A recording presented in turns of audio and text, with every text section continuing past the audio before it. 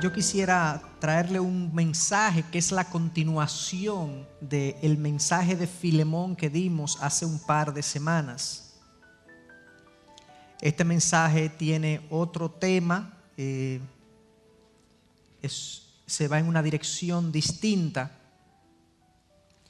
pero compartía con el grupo anterior y también lo hice con el grupo de adoración, que nosotros los predicadores, cuando preparamos un mensaje, el Señor nos va hablando primero a nosotros y nos va instruyendo a nosotros para nosotros poder compartir luego lo que Él nos comparte a nosotros.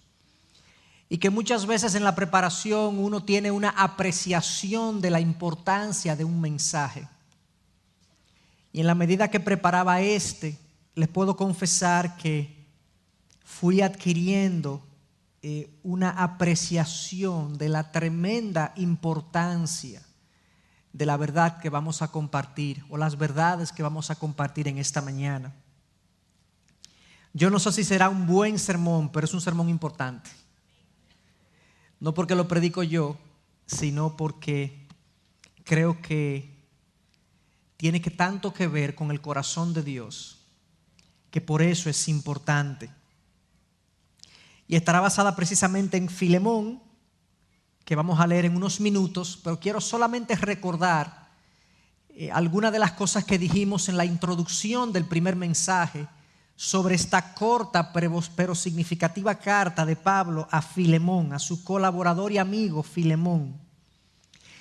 Decíamos en esa ocasión que las relaciones humanas son vitales para nosotros, no solamente buenas, no solamente deseables, sino algo que realmente necesitamos para nuestra salud emocional y para nuestra salud psicológica.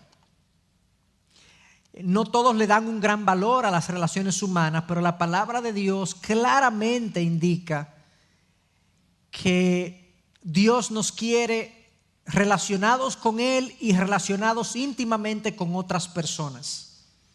La palabra de Dios es un manual extraordinario sobre relaciones humanas y relaciones con Dios también, pero sobre relaciones humanas. Dios nos conoce a la perfección y Él sabe lo que nosotros necesitamos. Y Él sabe cómo nosotros podemos relacionarnos con los demás de una manera sana y edificante. Cuando seguimos sus principios, somos bendecidos y beneficiados de nuestras relaciones. Cuando no seguimos sus principios, las relaciones nuestras con los demás se tornan conflictivas, difíciles, drenantes, en algunas ocasiones complicadas, en pocas palabras. El apóstol Pablo, que era, además de un gran teólogo, era un gran experto relacional, escribe esta carta. Y la carta tiene mucho que decir precisamente sobre la forma como nosotros nos relacionamos. Si se me preguntara cuál es el tema de la carta a Filemón específicamente, yo diría que la carta a Filemón, en pocas palabras, nos dice que venir a Cristo y estar en Cristo, o más bien tener a Cristo en nuestras vidas, implica que la manera como yo me relaciono con los demás debe ser diferente a la manera como yo me relaciono si no tengo a Cristo. En otras palabras, el evangelio debe cambiar la manera como yo me relaciono con los demás.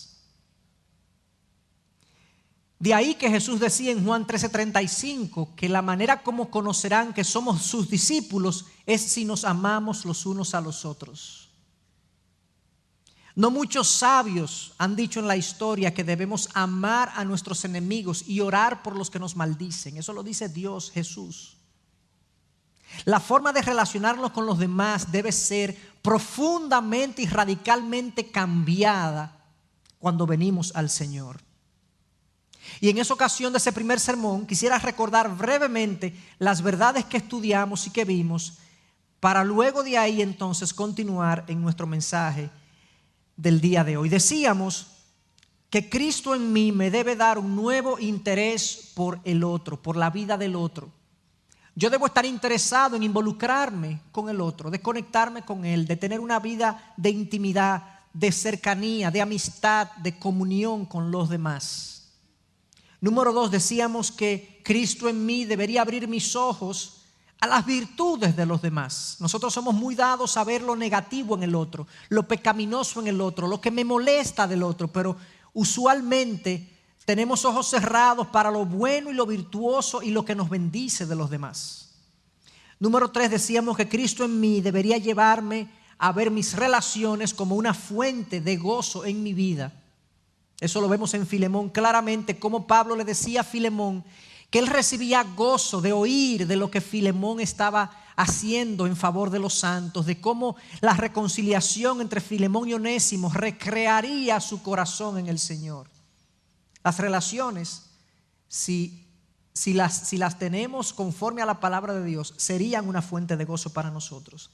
Número 4, que mis relaciones deberían tener como base el amor y no el derecho o la posición. Pablo en ningún momento deja saber que él es un apóstol y que como apóstol Filemón le debe su obediencia. No, él apela al amor que hay entre ellos para hablar con el otro y para hablar con Filemón y pedirle lo que le tiene que pedir. Y por último, decíamos que Cristo en mí me otorga una nueva familia.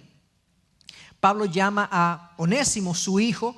Pablo le dice a Filemón que ahora Onésimo no es su esclavo, sino que es su amado hermano en Cristo. Por lo tanto, cuando yo vengo a la familia de Dios, yo no vengo a un club social, yo no vengo a un grupo de interés, yo vengo a una familia donde estamos supuestos a compartir nuestras vidas, donde estamos supuestos a crecer juntos. Y en esa interacción es que la imagen de Cristo se va a ver formada en mí. Definitivamente, si Cristo está en mí, estos deberían ser principios que estén presentes en la manera como yo me relaciono. Ahora bien, por bien que yo viva estas cosas que acabo de decir, por bien que las viva, voy a tener problemas en mis relaciones. Producto del pecado presente en mi corazón todavía y producto del pecado presente en los demás, aún yo viva todas estas cosas que acabamos de citar y de describir, las relaciones muchas veces van a ser conflictivas y problemáticas. Los orgullos de la gente van a chocar. Las preferencias van a chocar. A veces hay gente que es más sensible que otra y eso ya es hiriente para algunos.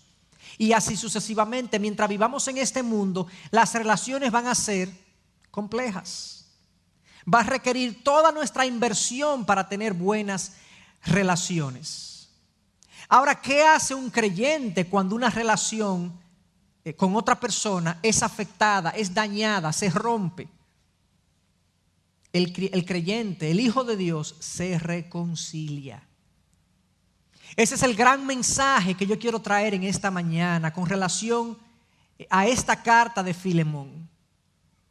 El Hijo de Dios no es dejado a que tome la decisión de si él se quiere reconciliar o no. El Hijo de Dios debe reconciliarse con aquella persona cuya relación ha sido afectada, sea él el ofensor o sea él el ofendido. Y lo que yo quisiera entonces ver en el texto es cómo nosotros o qué información nosotros podemos obtener de esta carta en relación a qué es la reconciliación y cómo reconciliarnos con los demás. Recuerden que Pablo está en Roma preso. Él está junto con Onésimo. Onésimo se ha fugado y ha huido de su jefe o de su amo Filemón. Y cuando Pablo conoce a Onésimo, Pablo quiere que Onésimo y Filemón vuelvan otra vez a tener una relación. Y no solamente que vuelvan a tener la misma relación, sino que tengan ahora una mejor relación. Pablo está en la tarea de reconciliar a estos dos hombres. Y en ese proceso nosotros vamos a aprender entonces a cómo podemos nosotros reconciliar las relaciones que por alguna razón se rompen entre nosotros o con los demás y que por alguna razón son afectadas. Vamos a leer la carta entera, son apenas 25 versículos y luego vamos a reflexionar sobre ella. Dice así Filemón, capítulo 1, versículo 1: Pablo, prisionero de Cristo Jesús, y el hermano Timoteo, a Filemón, amado hermano y colaborador, y a la hermana Apia y a Arquipo, nuestro compañero de milicia, y a la iglesia que está en tu casa. Gracia a vosotros y paz de parte de Dios nuestro Padre y del Señor Jesucristo. Doy gracias a Dios, a mi Dios siempre, haciendo mención de ti en mis oraciones, porque oigo de tu amor y de la fe que tienes hacia el Señor Jesús y hacia todos los santos. Y ruego que la comunión de tu fe llegue a ser eficaz por el conocimiento de todo lo bueno que hay en vosotros mediante Cristo, pues he llegado a tener mucho gozo y consuelo en tu amor, porque los corazones de los santos han sido confortados por ti, hermano. Por lo cual, aunque tengo mucha libertad en Cristo para mandarte a hacer lo que conviene, no obstante, por causa del amor que te tengo, te ruego, siendo como soy, Pablo, anciano y ahora también prisionero de Cristo Jesús, te ruego por mi hijo Onésimo, a quien he engendrado en mis prisiones, el cual en otro tiempo te era inútil, pero ahora nos es útil a ti y a mí. Y te lo he vuelto a enviar en persona, es decir, como si fuera mi propio corazón, a quien hubiera querido retener conmigo para que me sirviera en lugar tuyo en mis prisiones por el evangelio. Pero no quise hacer nada sin tu consentimiento, para que tu bondad no fuera como por obligación, sino por voluntad propia. Porque quizás por esto se apartó de ti por algún tiempo, para que lo volvieras a recibir para siempre, no ya como esclavo, sino como más que un esclavo, como un hermano amado, especialmente para mí, pero cuanto más para ti, tanto en la carne como en el Señor. Si me tienes pues por compañero, acéptalo como me aceptarías a mí. Y si te ha perjudicado en alguna forma o te debe algo, cárgalo a mi cuenta. Yo, Pablo, escribo esto con mi propia mano, yo lo pagaré. Por no decirte que aún tú mismo te me debes a mí. Sí, hermano, permíteme disfrutar este beneficio de ti en el Señor. Recrea mi corazón en Cristo. Te escribo confiado en tu obediencia, sabiendo que harás aún más de lo que te digo. Y al mismo tiempo prepárame también alojamiento, pues espero que por vuestras oraciones os seré concedido. Te saluda Epafras, mi compañero de prisión en Cristo Jesús. También Marcos, Aristarco, Demas y Lucas, mis colaboradores. La gracia del Señor Jesucristo sea con vuestro espíritu. Una hermosa carta, una carta que deja la sensación inmediata del deseo de reconciliar una relación.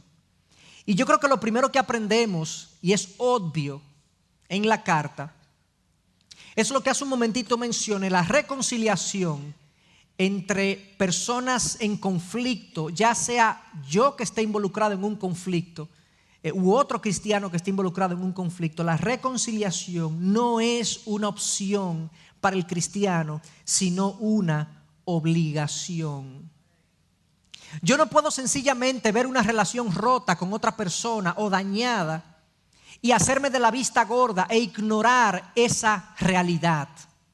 Yo no tengo ese permiso. La palabra de Dios no me da ese permiso, no me lo permite.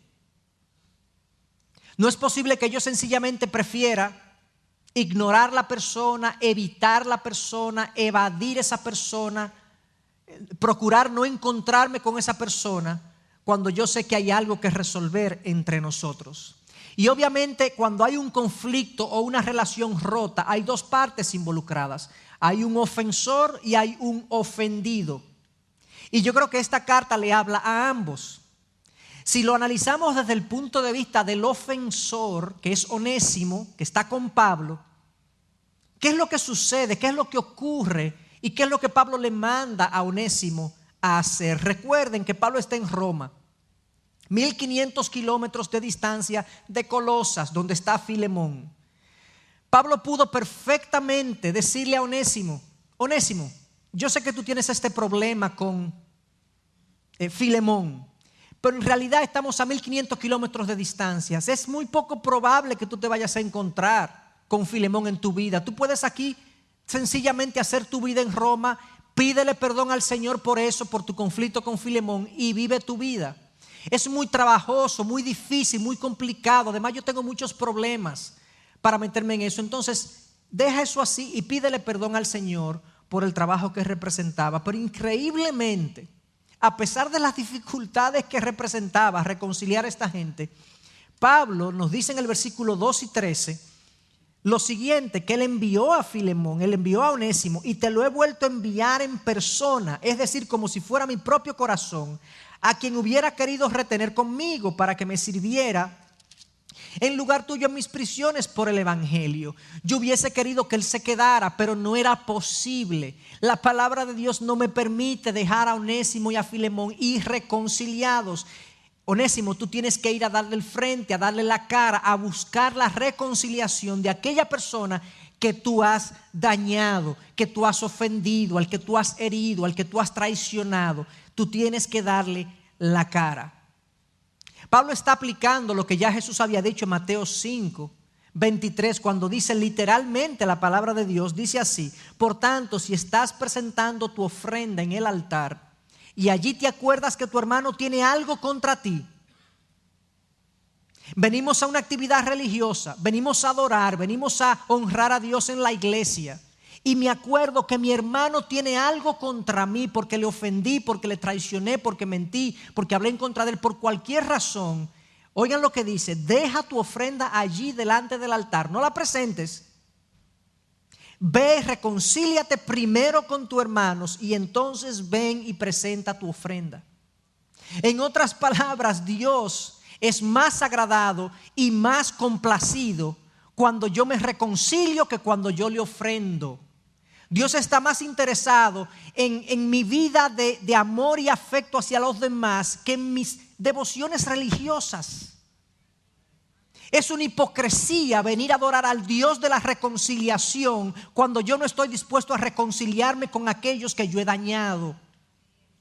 Dios dice: no lo hagas, no me agrada tu ofrenda, es un acto hipócrita. Reconcíliate primero y luego ven y presenta tu ofrenda. Y no se queda ahí. El versículo 25 sigue diciendo: reconcíliate pronto con tu adversario. Nos habló del hermano. Reconcíliate primero con tu hermano. Ahora nos habla del adversario. Reconcíliate pronto con tu adversario mientras vas con él por el camino, no sea que tu adversario te entregue al juez y el juez al alguacil y seas echado en la cárcel. ¿Qué es lo que está diciendo este texto? Aún con aquellos con los que tú no tienes mucha cercanía, mantén una buena relación, si no por amor, por asuntos prácticos. Es porque él va a hacer algo contra ti si tú no te reconcilias con él primero. O sea que ya sea por amor o ya sea por puro pragmatismo, reconcíliate. Resuelve ese problema. Si tú eres el ofensor, tú tienes el deber de ir y exponer tu arrepentimiento y tu deseo de reconciliar esa relación. Y eso fue lo que Pablo hizo con Onésimo. Onésimo, ve, no importa el trabajo que te dé, lo difícil que sea, lo problemático que parezca, ve y dale la cara a Filemón. Pero ¿qué pasa si yo soy el ofendido, no el ofensor? ¿Qué nos dice del ofendido? Es usual que nosotros pensemos que el ofensor es que tiene que venir a pedir perdón. De hecho, muchas veces cuando estamos resentidos contra alguien, cuando estamos heridos contra alguien, no él es el que tiene que venir. Pues yo no le he hecho nada a él. Él fue que o ella fue la que yo no tengo nada que decirle. Que venga él, que venga ella. Y me siento a esperar. Sucede que la relación está rota, la relación sufre porque yo estoy a la espera de que el ofensor tome la iniciativa. Sucede, hermanos, que vivimos en un mundo donde con frecuencia los ofensores o no se dan cuenta o no quieren reconocer la ofensa cometida. ¿Y qué voy yo a hacer? ¿Y qué debo yo hacer como creyente, como hijo de Dios? ¿Sentarme a esperar que la solución venga del cielo, caiga del cielo? Según la palabra, Mateo 18, versículo 15, si tu hermano peca contra ti, ve y repréndelo a solas. Y si te escucha, has ganado a un hermano. Aún tú seas el ofendido, si esa relación ha sufrido y se ha dañado, aún así yo tengo el deber de ir y reconciliarme con mi hermano o con la persona con la cual esa relación se ha roto. No es así que pensamos usualmente, pero sin duda alguna, que esto es un principio de la palabra. Si hay alguien que puede darnos ejemplo a nosotros de cómo el ofendido se movió para resolver un conflicto, es Dios mismo. ¿Qué ustedes creen que Cristo hizo y Dios hizo cuando vino a la cruz y se entregó por nosotros? ¿Quién era el ofendido? Dios. ¿Quiénes éramos los ofensores? nosotros. Y Dios tomó la iniciativa, siendo Él el ofendido, de reconciliar una relación que nosotros los ofensores no queríamos resolver, no queríamos reconciliar. Y 2 Corintios 5 es exactamente eso lo que dice. Y todo esto procede de Dios, quien nos reconcilió consigo mismo por medio de Cristo. Y nos dio el ministerio de la reconciliación. A saber que Dios estaba en Cristo reconciliando al mundo consigo mismo, no tomando en cuenta a los hombres sus transgresiones. Y nos ha encomendado a nosotros la palabra de la reconciliación. Por tanto, somos embajadores de Cristo, como si Dios rogara por medio de nosotros. En nombre de Cristo os rogamos, reconciliaos con Dios. Al que no conoció pecado, le hizo pecado por nosotros, para que fuéramos hechos justicia de Dios en él. Dios nos ha reconciliado. Él tomó la iniciativa siendo Él el ofendido, pero muchas veces nosotros estamos más interesados en lo resentido que estamos y cómo nos sentimos con el otro que en ganar un hermano. Nos movemos más por el resentimiento que por el amor al otro. No queremos restablecer una relación que nos ha dañado o con aquel que nos ha dañado. Todo el peso de la responsabilidad se lo ponemos al otro. ¿Y dónde está aquello de ganar un hermano para el Señor? ¿Dónde está aquello de hacerlo volver en la sensatez y en la razón y hacerle ver su falta y hacerle ver su ofensa para que él pueda arrepentirse? El no deseo de reconciliarme habla en contra del mensaje que nosotros proclamamos. Yo soy un agente de reconciliación en manos de Dios. Yo le digo al mundo, reconcíliate con Dios. Pero no estoy dispuesto yo a reconciliarme a veces con aquellos que me ofenden a mí. Esa práctica empaña el mensaje que yo estoy supuesto a proclamar. Tiene que haber una disposición en mí, sea yo el ofensor o sea yo el ofendido, a restablecer la relación que se ha roto. Si hay algo, hermanos, que nosotros podemos proclamar a viva voz, es que nosotros hemos conocido y hemos sido beneficiados por el acto reconciliador más extraordinario conocido, que fue la cruz de Cristo.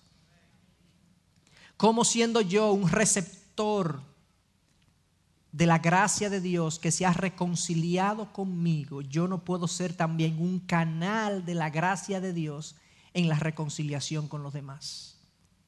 Contradice una cosa con otra. Eso es lo primero que nosotros vemos en esta carta, la reconciliación, hermanos, con las relaciones rotas y las relaciones que no funcionan, los resentimientos y demás. En un cristiano es una obligación, no es una opción. Y con tristeza le puedo decir que en mi propia vida en algunas ocasiones y en la vida de los demás veo mucha indiferencia cuando las relaciones con los demás no están funcionando bien.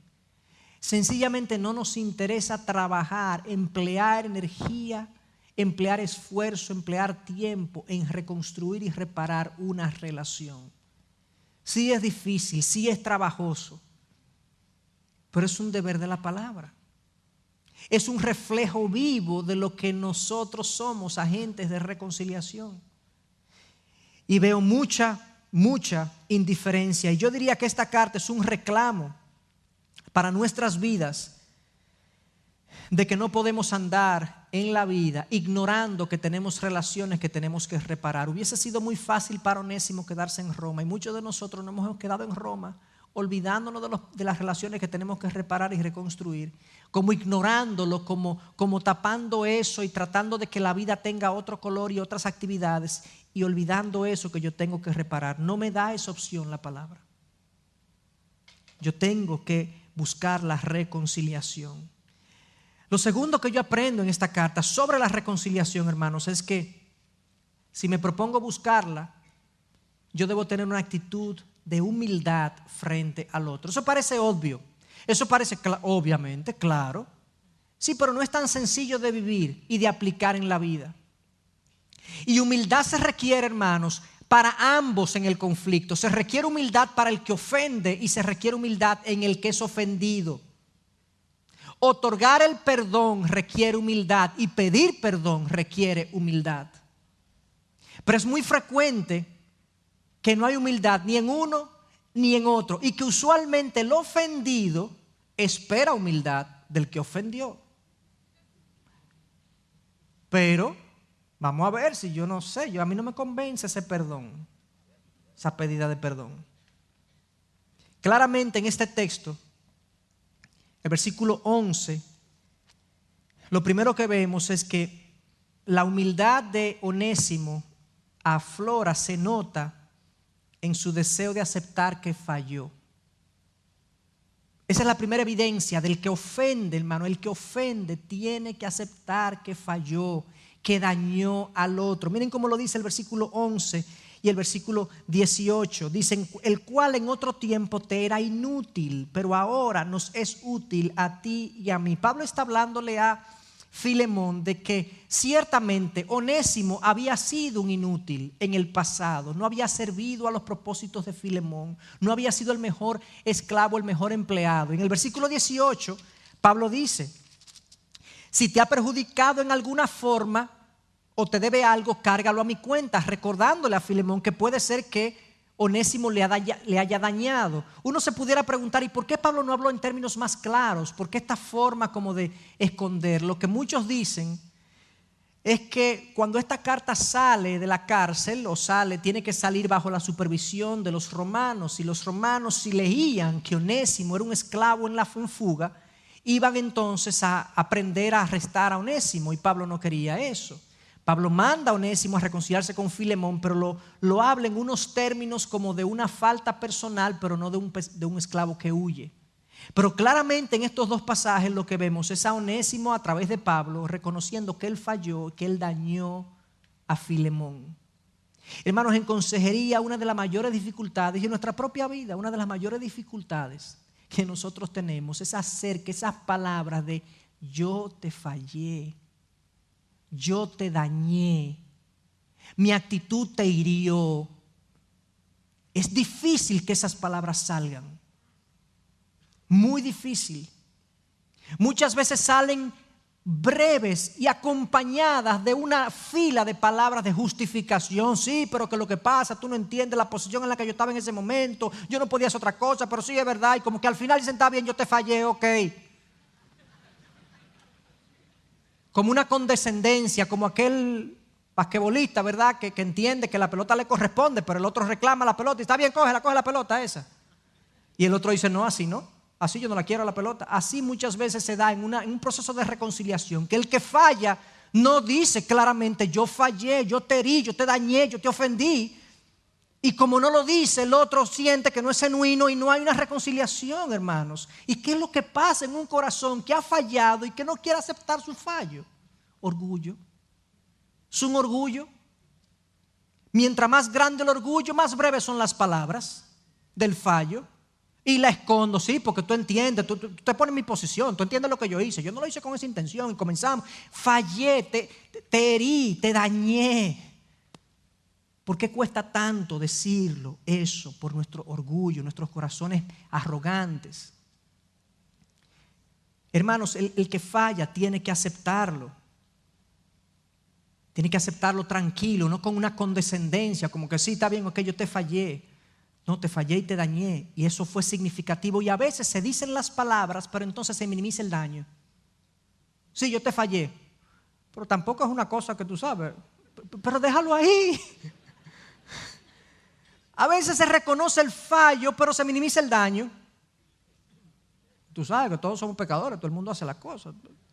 Ya, reconoce que te equivocaste, que fallaste, que heriste y que estás en deuda con el otro. Eso sería sanador en un proceso de reconciliación. Se necesita humildad de parte del que falló en aceptar su fallo y confesarlo y pedir perdón. Pero se necesita humildad de parte de ambos de aceptar que se necesitan. Nosotros con mucha facilidad, cuando somos ofendidos, quisiéramos que un viento se llevara a ese individuo. Que hubiese de alguna manera que esa persona saliera de nuestra vida. Queremos ignorarla, queremos pasar a otro capítulo, cerrar ese capítulo como decimos. Entendemos que no lo necesitamos. Hay matrimonios, hermanos, que viven el esposo por un lado y la esposa por otro lado, padres e hijos, y a veces en iglesias y en relaciones de amistad se producen rupturas emocionales y se producen unas separaciones que pueden vivir juntos, pero están separados. Entienden que el uno no necesita del otro. Pero aquí vemos a Pablo diciéndole en el versículo 11 a Filemón: oye, te va a ser útil, Onésimo te va a ser útil. Si nosotros fuéramos humildes y reconociéramos que si esa relación que se rompió, yo la quisiera de vuelta, yo necesito ese hermano, yo necesito esa hermana, yo necesito mi pareja, mis hijos, yo los necesito. Pero el orgullo una vez más se hace presente y usualmente, como no los necesitamos, no nos reconciliamos ni procuramos restablecer la relación. Una última manera en la que necesitamos la humildad es que el ofendido, fíjense que le hablé al ofensor primero, que tiene que aceptar, luego a ambos, de que ambos se necesitan y tienen que entender que ambos se necesitan, pero ahora el ofendido tiene que aceptar que él también es un deudor. Pablo en el versículo 19 le dice, como quien no quiere las cosas, a Filemón: yo, Pablo, escribo esto con mi propia mano, yo lo pagaré, por no decirte que aún tú mismo te me debes a mí. Filemón, recuerda que tú conociste a Cristo por mí. Tú me debes tu vida.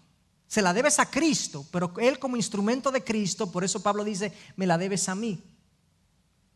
Hermano, la falta que tú tienes que perdonarle al otro es mucho más pequeña que la falta y los pecados que Cristo te ha perdonado a ti. Mientras nosotros no nos veamos a nosotros mismos como deudores, nosotros no vamos a ser liberados para perdonar a otros. A mí me deben una excusa, me deben pedir perdón, me deben reparar el daño causado.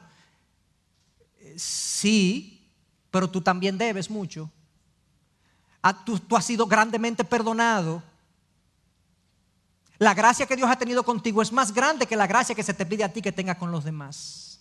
Qué sano sería, nos liberaría para perdonar, que nosotros nos viéramos a nosotros como deudores de Cristo. E increíblemente, en Mateo 18, en un momento dado, Jesús es abordado por Pedro. Pedro le pregunta: Señor, ¿y cuántas veces yo tengo que perdonar a un hermano? Hasta 3 veces. Pedro creía que estaba siendo el hombre más magnánimo del mundo. Hasta 3 veces. Y Jesús le responde: no hasta 3, hasta 70 veces 7. Y entonces le cuenta una parábola. Ahí mismo, inmediatamente le cuenta una parábola de 2 siervos. Un siervo que le debía a su señor una gran cantidad de dinero, y otro siervo que le debía al primer siervo una pequeña cantidad de dinero. Y Jesús dice que el primer siervo, que debe una gran cantidad de dinero, fue donde su señor y le pidió misericordia y le explicó que no podía pagarle, y el señor tuvo misericordia de su siervo y se lo perdonó. Pero sucede que cuando salió a la calle comenzó a cobrarle al que le debía a él una pequeña cantidad con mucha insistencia. Y cuando el señor se enteró que el siervo que había sido perdonado no había perdonado la pequeña deuda que tenían con él, el Señor se ocupó de trancar al primer siervo en la cárcel. Hermanos, ¿qué es lo que dice el Padre Nuestro? Padre nuestro, santificado, ¿verdad? Se perdona nuestras ofensas como nosotros también perdonamos a los que nos ofenden. El perdón cristiano es una extensión del perdón que yo he recibido. Yo perdono porque yo he sido perdonado, y es un acto hasta de justicia que yo extienda lo mismo que se me ha extendido a mí. Pablo le recuerda entonces a Filemón: recuérdate que tú te me debes a mí. Vete tú mismo como un deudor para que puedas ser liberado, para poder otorgar el perdón que yo te estoy pidiendo que le otorgues a Onésimo. Miren cómo lo dice Colosenses 3:13: soportándoos unos a otros y perdonándoos unos a otros si alguno tiene queja contra otro. Como Cristo os perdonó, así también hacedlo vosotros, de la misma forma. Entonces, lo primero que aprendemos, o lo segundo que aprendemos de la reconciliación en este texto, es primero que la reconciliación no es una opción para mí, es una obligación. Número 2, que la reconciliación requiere humildad del que falla y al que le fallan, del ofensor y del ofendido, para poder lograr la reconciliación.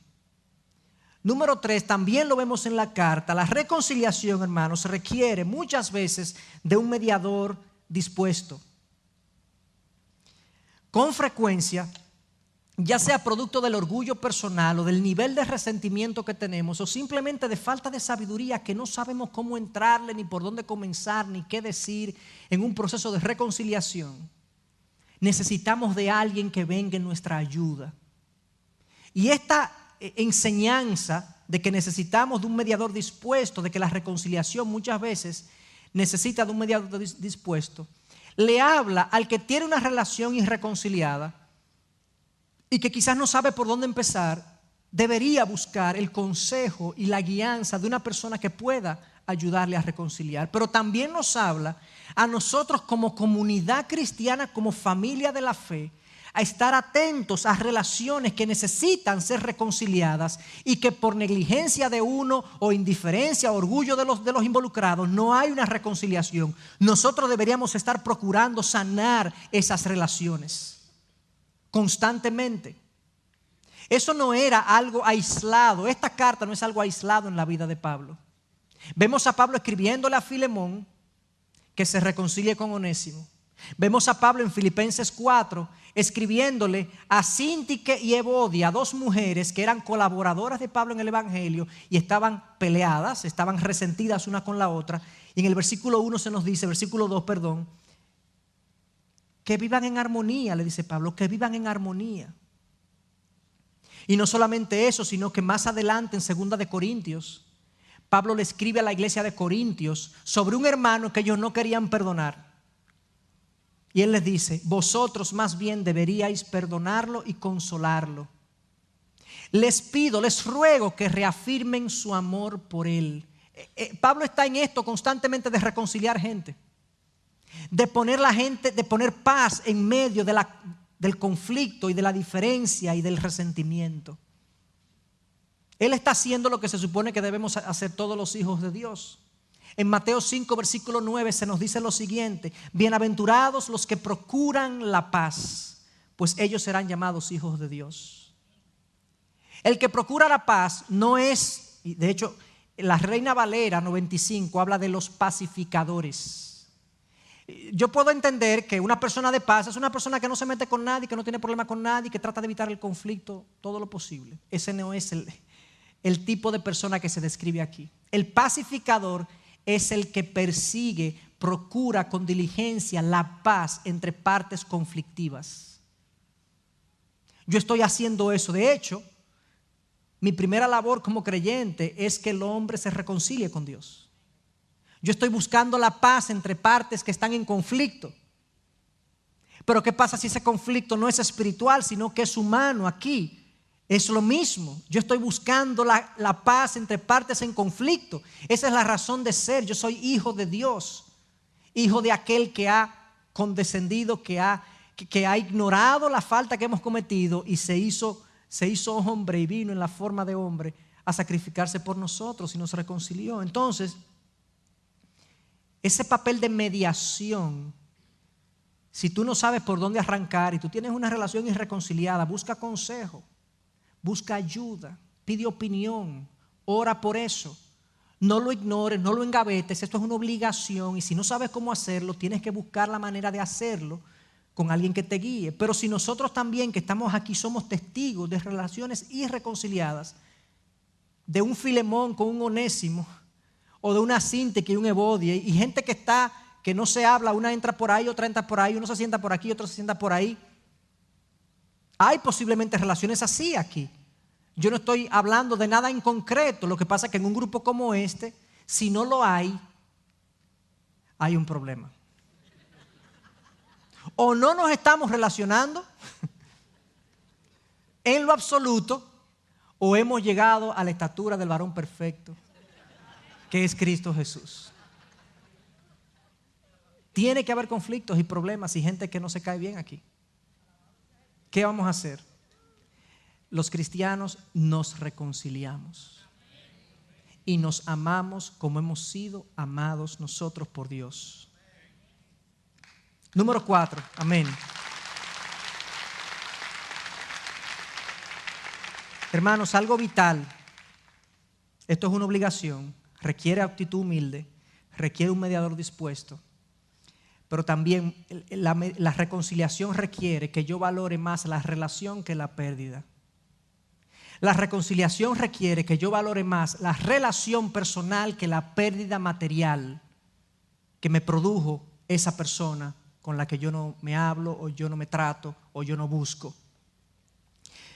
El versículo 15 y 16 habla fuertemente de esto que estoy diciendo. El versículo 15 dice lo siguiente: porque quizás por esto se apartó de ti por algún tiempo, para que lo volvieras a recibir para siempre, no ya como esclavo, sino como más que un esclavo, como un hermano amado, especialmente para mí, pero cuánto más para ti, tanto en la carne como en el Señor. Y más abajo en el versículo 18, Pablo dice lo siguiente: y si te ha perjudicado en alguna forma o te debe algo, cárgalo a mi cuenta. Hermanos, yo no sé cómo ustedes leen eso, pero yo veo a un Pablo explicándole a Filemón que deje de ver a Onésimo como el esclavo que huyó y le produjo una pérdida económica, y que lo vea como un hermano amado en Cristo. Pablo hace así, coloca la relación muy por encima de la pérdida económica. Y hermanos, las relaciones personales valen más que el dinero. Es preferible mantener un amigo y conservar un hermano que quedarme con dinero. Y quiero decirlo enfáticamente eso, porque he visto tristemente cómo nosotros hemos hecho así. El que nos daña económicamente, mejor se va del país. Es un renegado mío. Y con mucha facilidad yo rompo relaciones, me alejo de gente, porque sencillamente esa persona sí, quizás fue irresponsable, quizás hizo algo que me perjudicó económicamente, a veces con intención, a veces sin intención. La cuestión es que cuando tocan esa tecla del dinero, como que toda relación palidece, como si eso fuese lo más importante, e ignoramos que una relación personal tiene un valor. Sí, ciertamente hay gente que se equivoca y falla e incumple su palabra en lo económico. Y quizás en ese pecado en particular yo no puedo ser señalado, o tú no puedes ser señalado. Pero tú sabes una cosa, podemos ser señalados en una caterva de otros pecados. Unos fallan de una manera y otros fallan de otra manera. Sucede que este hermano cometió el error de equivocarse con tus finanzas. ¿Qué vamos a hacer? El cristiano se reconcilia. El cristiano se reconcilia y trata de reconciliar, y si es posible absorbe la pérdida para recuperar la relación. Es así, Pablo lo dice claramente. Pablo le dice a un hombre rico que es Filemón, que puede tener la excusa. Fíjense que Pablo se anticipa. Quizás Filemón va a salir con que, bueno, Pablo, que tú no sabes lo que Onésimo me ha hecho. Tú no sabes el dinero que me ha representado Onésimo a mí. Primero se va y deja de trabajar para mí. Tengo que contratar un sustituto. Además de eso, contraté gente para que lo buscara. El dinero que yo he perdido, Pablo, tú no te lo imaginas. Y este hombre rico, en su casa se congregaba la iglesia de Colosas, o una de las iglesias de Colosas. Tenía esclavos, tenía siervos. Y Pablo, preso en Roma, Pablo se anticipa y le dice: si te debe algo, yo te lo pago.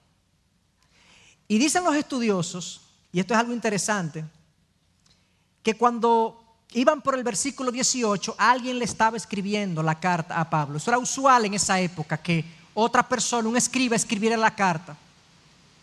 En el versículo 19, Pablo hizo así, le dijo: pásame la pluma. Y dice: yo, Pablo, escribo esto con mi propia mano, yo lo pagaré. Y dicen los estudiosos que eso es un contrato con Filemón de que él le va a honrar la deuda que Onésimo tenga con él. Fíjense cómo Pablo dice, es más importante la relación que la posesión. No importa lo que yo pierda, yo estoy preso, yo no sé cómo te lo voy a pagar, pero yo te lo voy a pagar, Filemón. Si ese es tu problema, yo te lo voy a pagar. Yo quiero pensar que Filemón le dijo, no, ¿cómo va a ser? Pablo, yo lo voy a perdonar. Y probablemente la carta subsistió porque Filemón perdonó a Onésimo. De lo contrario, esa carta hubiese sido botada a la basura. Y hubo una reconciliación entre estos hermanos, pero un aspecto vital de una reconciliación, hermanos, es que nosotros estemos dispuestos a valorar la relación por encima de la pérdida. Tenemos que pensar que muchas veces perdiendo ganamos. A veces perdiendo lo económico ganamos la persona y reflejamos a Cristo. Porque ¿quién sino Cristo se despojó de su gloria y se hizo pobre para que nosotros fuésemos enriquecidos? ¿No fue eso lo que hizo Cristo por nosotros? No es una buena manera de ilustrar ese principio de decirle a otro, yo ignoro tu pérdida, te perdono y estoy dispuesto a extenderte la mano y a tener una relación contigo, como Cristo hizo conmigo. ¿No es eso lo que el Evangelio es? Eso es lo que el Evangelio es. Como decía, no se trata de algo político, pero yo creo que este principio puede resumirse en primero la gente. Primero la gente. ¿Sí? Es así. Ahora, es posible que algunos, porque somos pecadores, ¿verdad? Oímos este mensaje y yo le debo a alguien y yo estoy pensando, ¿tú ves? A fulano que me absuelva. Eso es lo que fulano tiene que hacer, ¿o no? Claro, eso fue lo que Cristo hizo por nosotros. Si te apoyas en eso, creo que sería pecado en ti. Ciertamente el otro tiene el deber de considerar eso, pero tú tienes el deber de intentar restituir el daño producido. El versículo 18 y 19, eso es lo que dice. Ya yo se lo leí, pero lo vuelvo a repetir. Y si te ha perjudicado en alguna forma o te debe algo, cárgalo a mi cuenta. Yo, Pablo, escribo esto con mi propia mano, yo lo pagaré. Es posible que Filemón perdone la deuda, pero eso es si Filemón quiere. Lo que la ley manda y lo que la justicia incluso divina manda es que en el ofensor haya un deseo de reponer y reparar el daño producido. Eso no es un concepto nuevo. El concepto de restitución está en toda la Biblia. Está en Levítico, está en Números, está en Éxodo. Vemos un hermoso ejemplo en la vida de Zaqueo, que muchos de ustedes conocen. En Zaqueo lo vemos en Lucas 19, cuando conoce al Señor Jesucristo y Jesús viene a su casa. Miren el pronunciamiento de Zaqueo y dice, y Zaqueo puesto en pie, versículo 8, Lucas 19, Zaqueo puesto en pie dijo al Señor, he aquí, Señor, la mitad de mis bienes daré a los pobres, y si en algo he defraudado a alguno, se lo restituiré duplicado.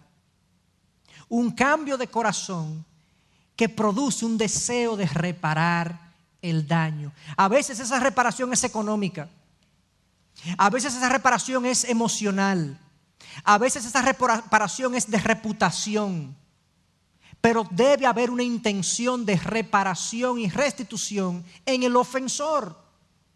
Y si yo no tengo el dinero para reparar, debo tener una actitud de humildad y decir, yo entiendo, yo sé que te hice un daño económico, yo lo entiendo, perdóname por eso. Si tuviera los recursos, te los repararía.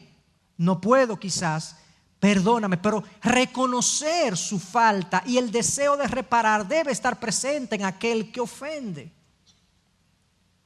Y Pablo en este caso, de manera hermosa, le dice a Filemón, si te debe algo, ponlo a mi cuenta. Es inevitable ver esta actitud de Pablo y no pensar en el paralelo que esto tiene con el Evangelio de Jesucristo. Ya lo vimos, pero quiero reiterarlo. Hay un enorme paralelo en estas cosas. Martín Lutero escribió lo siguiente sobre este texto. Aquí vemos cómo Pablo se presenta a sí mismo por el pobre Onésimo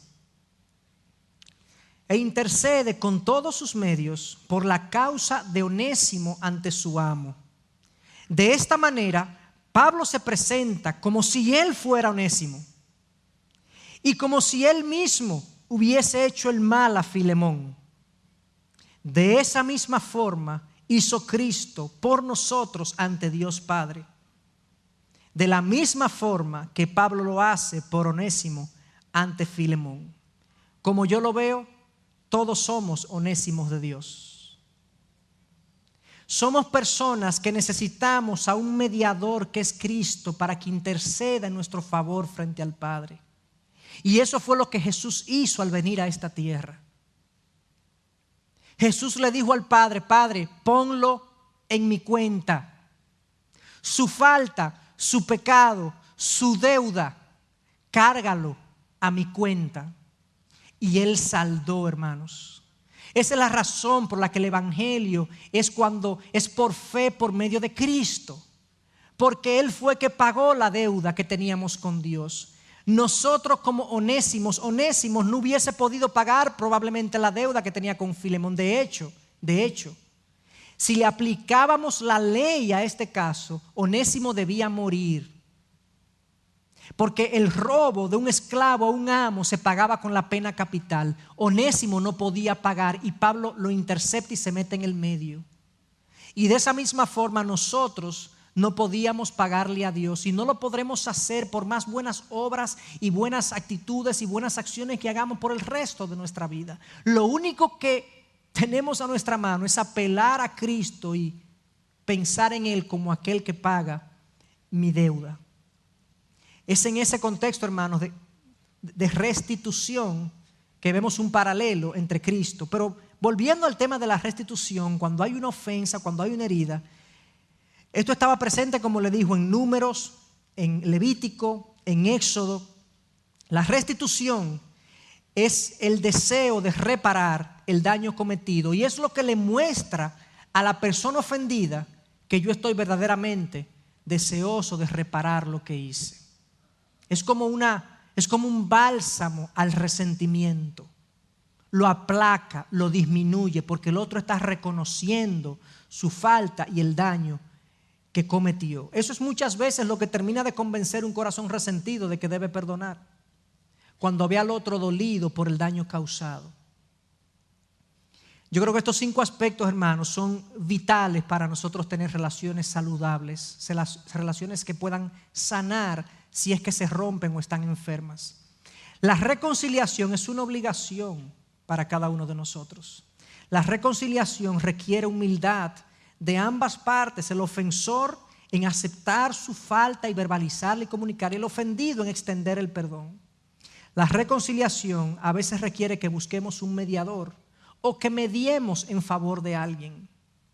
La reconciliación requiere valorar la relación personal por encima de la pérdida material.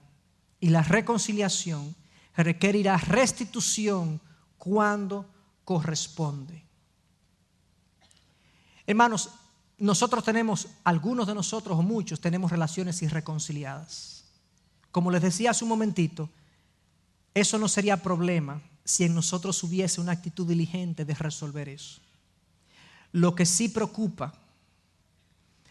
te debe preocupar, es quizás la indiferencia ante esa situación. El no deseo de procurar esa reconciliación. La intención de quedarte en Roma, como lo hubiese hecho Onésimo, y olvidarse de Filemón. Yo quizá no me tengo que ver con Filemón jamás. No tengo ninguna relación con él que me vincule a él. Yo puedo hacer mi vida aquí. Y así nosotros pensamos muchas veces que podemos hacer la vida separado de gente con la que ya falló contra nosotros. Y no, da mucho trabajo, es muy problemático.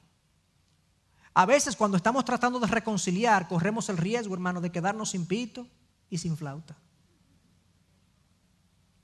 ¿Por qué? Porque no se logra la reconciliación, ahí el pito,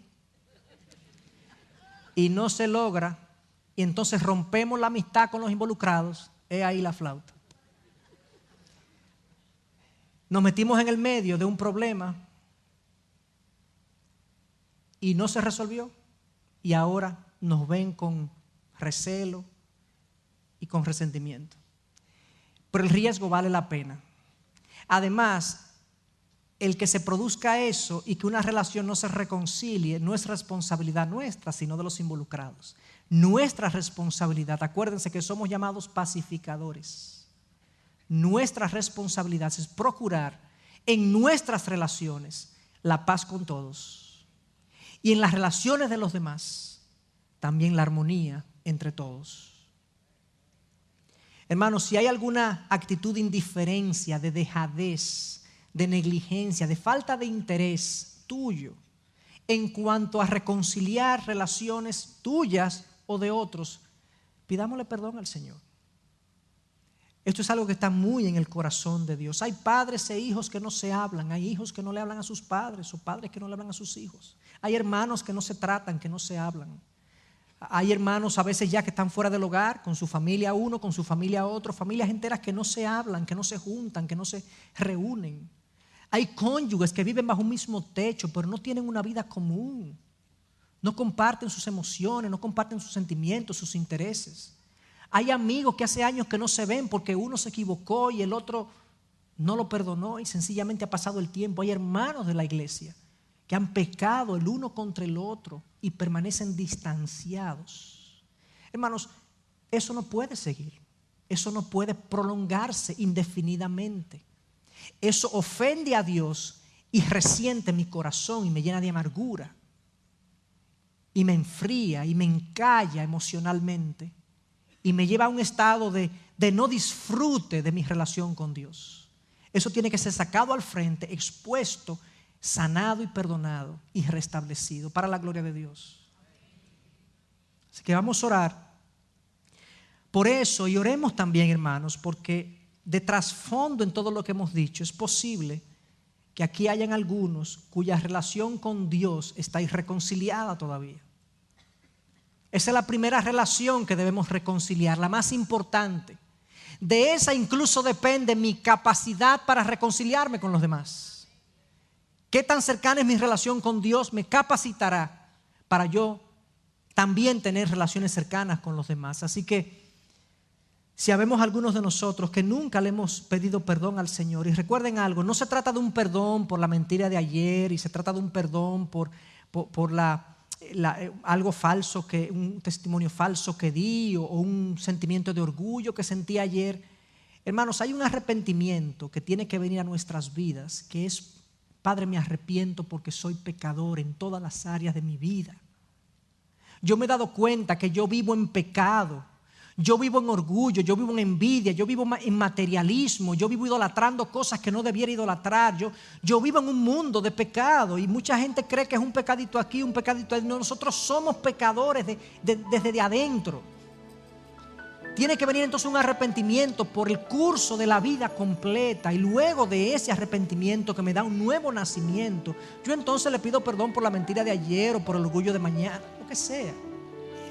Pero tiene que haber un arrepentimiento profundo por todo lo que somos y por todo lo que ha sido nuestra vida delante del Señor.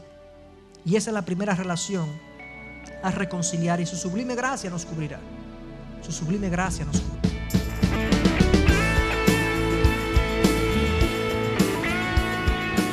Esta es una producción que llega hasta ustedes gracias a los aportes de individuos y empresas comprometidos con la defensa de la fe. Para más información, preguntas y comentarios, visite nuestra página de internet www.integridadysabiduría.org. En esta página encontrará información sobre la producción de este y otros recursos que ponemos a su disposición, como también las formas en las que usted puede contribuir con la producción de programas como estos. Les invitamos nuevamente a visitar nuestra página de internet www.integridadysabiduría.org. Será hasta la próxima, cuando nos reencontremos en su palabra.